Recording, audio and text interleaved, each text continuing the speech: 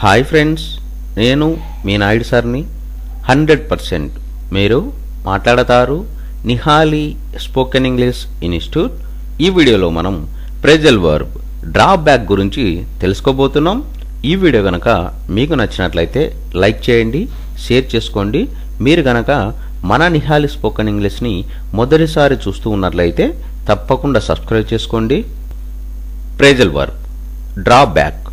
Drawback అనే phrasal వర్బ్ను ఎలాంటి సందర్భాలలో ఉపయోగిస్తాము అంటే, to get back from doing something అంటే చేయకుండా వెనుదిరుగు అని చెప్పే సందర్భంలో మనం డ్రాబ్యాక్ అనే ప్రెజల్ వర్బ్ను ఉపయోగిస్తాము.